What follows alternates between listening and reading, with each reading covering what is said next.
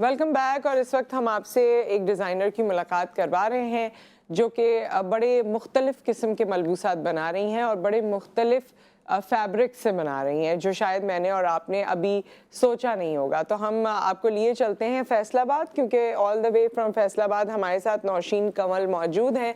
अस्सलाम वालेकुम। वालेकुम अस्सलाम। कैसी हैं नौशीन? ठीक ठाक हैं? अल्लाह का शुक्र, मैं ठीक। आप कैसी हैं? मैं ठीक, थैंक यू सो मच। और आपके ड्रेसेस देखकर हम बड़े हैरान हो रहे हैं जो इस वक्त स्क्रीन पे नज़र आ रहे हैं। अच्छा, वैसे जब लोग देख रहे होंगे शायद उनको अंदाज़ा ना हो कि हमारी हैरत की वजह क्या है, क्योंकि थोड़ा थोड़ा हम इससे समझ पा रहे हैं कि ये फैब्रिक क्या है, लेकिन ज़्यादा आप हमें एक्सप्लेन करेंगी। ये बेसिकली प्लास्टिक से बनाए गए हैं ड्रेसेस। ये मेरा प्रोजेक्ट था, थीसिस प्रोजेक्ट, जिसमें हमने फाइनल अपना देना होता है प्रोजेक्ट। तो उसमें ये मैंने जो है ना प्लास्टिक पे काम किया था। मैंने काफ़ी रिसर्चेस वगैरह की, तो उसके हम्म। बाद मतलब हमने इसमें अपने ना प्रोजेक्ट में एक मैसेज भी देना होता है, पॉजिटिव मैसेज कि हम इसको क्यों कर रहे हैं। जी। तो मैंने मैंने ना सस्टेनेबिलिटी पे सोचा हुआ था कि मैं कुछ करती हूँ।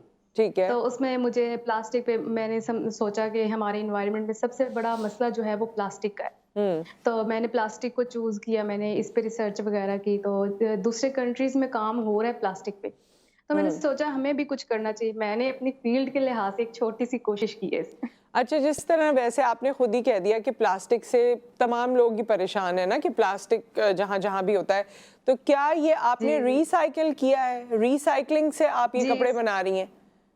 जी जी, इसको रिसाइकिल किया मैंने। अच्छा, कैसे? मतलब क्या क्या चीजें थी प्लास्टिक की जिनको आपने रिसाइकिल करके ये मॉडल बनाया है? ये प्लास्टिक की शीट थी, जो प्लास्टिक हम जैसे यूज़ करते हैं, ये एसीज़ वगैरह रूम के सामने ऐसे हम्म। डिफरेंट प्लास्टिक की शीट्स लेके छोटे-छोटे पीसेस लेके उनको मैंने इनके अंदर यूज़ किया है। जैसे एक ये आप ड्रेस अंदर देख रहे हैं प्लास्टिक का, इसके ऊपर छोटे-छोटे सर्कल्स की कटिंग होके वो पेस्ट हुए हुए हैं। हम्म। तो इसकी ये बेसिकली एक फिश स्केल कैटेगरी थी। तो अच्छा। इसमें मैंने छोटे-छोटे पीसेस लेके इसके प्लास्टिक के उनकी कटिंग करके मैंने उसको पेस्ट किया हुआ है इसके ऊपर।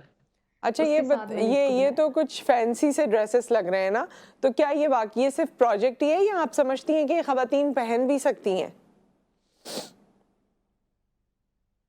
अगर पहनना चाहें तो पहन भी सकती हैं। आपने ट्राई किया कोई ड्रेस? इनको हम जी, मैंने सारे ट्राई किए हुए हैं। सारे ट्राई किए। सो आपको कितना कंफर्ट लगा? क्योंकि जाहिर है हाँ। जब हम कपड़े खरीदते हैं तो उसके स्टाइल के साथ साथ कंफर्ट भी देखते हैं, फिर उसकी ड्यूरेबिलिटी देखते हैं। तो ये कितने ड्यूरेबल हैं, आप इसे अपने वार्डरोब में कितने अरसे रख सकते हैं, और इसके दीगर और फवाइद क्या हैं प्लास्टिक पहनने के?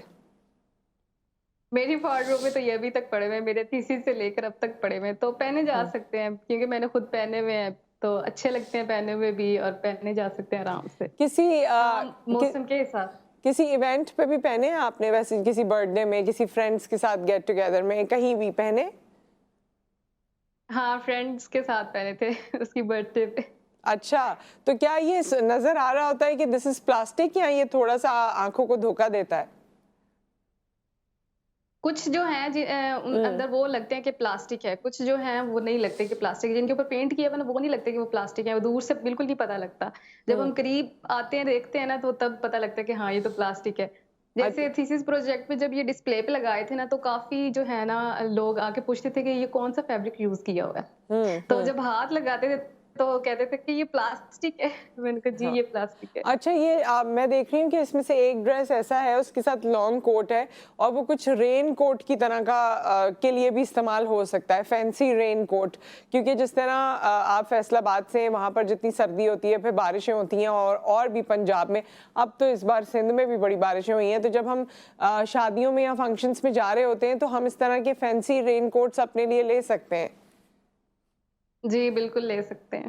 पहने हम्म। जा सकते हैं ये। पहने जा सकते हैं। तो इसकी कॉस्ट क्या है? कॉस्ट भी बताना चाहेंगी? आपके कॉस्ट क्या है, या इसकी परचेजिंग प्राइस क्या है, और क्या आप इसे आगे परसू करेंगी? अभी तक तो मैंने इनको फॉर सेल नहीं लगाया, क्योंकि ये मेरा प्रोजेक्ट है, तो मैं इसको अपने पास रखना चाहती हूँ हमेशा। मैं सेल नहीं करना हम्म। चाहती। हम्म। और अगर करूँ भी तो 40 तक करूँगी एक ड्रेस। अल्लाह, 40,000?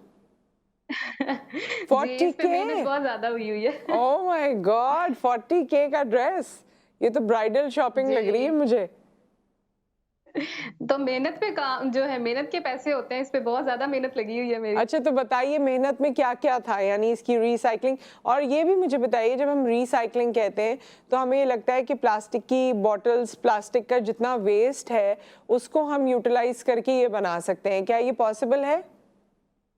पॉसिबल है, क्योंकि एक ड्रेस जो है उससे के उसके अंदर मैंने प्लास्टिक की बोतल्स की कटिंग करके उनके फ्लावर्स बना के उनकी मैंने फिलिंग की हुई है। अच्छा, उनकी प्लास्टिक की बोतल्स को भी रिसाइकिल किया हुआ है। तो ठीक है। उसके फ्लावर्स बना के डिफरेंट उनकी कटिंग्स करके उनके साथ फिर मैंने उसको ड्रेस के अंदर फिल किया हुआ है।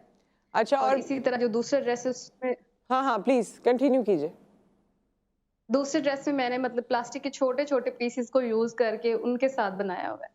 अच्छा, और ये जिस तरह पूरा फैब्रिक आपने बनाया है या प्लास्टिक की शीट से आपने तो बनाया, लेकिन आप समझती हैं कि ये आइडिया जो आप सबको दे रही हैं, तो जितना प्लास्टिक का वेस्ट है जो हमें बहुत तंग करता है और हम समझ नहीं पाते कि इसको किस तरह से क्या-क्या शेप दें, कहाँ इसको एक कोने में लगाएँ, वो इस तरह से यूटिलाइज़ हो सकता है? बेसिकली मेरा तो एक मैसेज था कि मैं ये बताऊं कि हम लोग प्लास्टिक की सस्टेनेबिलिटी कर सकते हैं जैसे दूसरे कंट्रीज कर रहे हैं। हुँ, तो मैंने इसको अपनी फील्ड के लिहाज से उससे मैंने देना था मैसेज, तो मैंने एक छोटी सी कोशिश की कि हम इसको इस तरह से भी यूटिलाइज कर सकते हैं। हुँ। तो तो मैंने इसमें इसको फिर किया। अच्छा, आगे कोई आपको लगता है कि इसकी कोई मार्केट है या कोई ब्रांड या कोई कंपनी आपको अप्रोच कर सकती है इस हवाले से? क्योंकि इस इंडस्ट्री में अभी तो आपने पास आउट किया है, ज़ाहिर है इस इंडस्ट्री को अभी आप देख रही होंगी, लेकिन जितना आपने देखा है और उसमें से लर्न किया है, आपको लगता है कि इसकी डिमांड होगी, या लोग इस तरह की प्रोडक्ट मार्केट में लाना चाहेंगे? ऐसा तो पाकिस्तान में ऐसा अभी कुछ नहीं है। पाकिस्तान में ये हुँ, बिल्कुल एक नई चीज़ है। जी, यहाँ पे अभी ऐसा कुछ नहीं हुआ।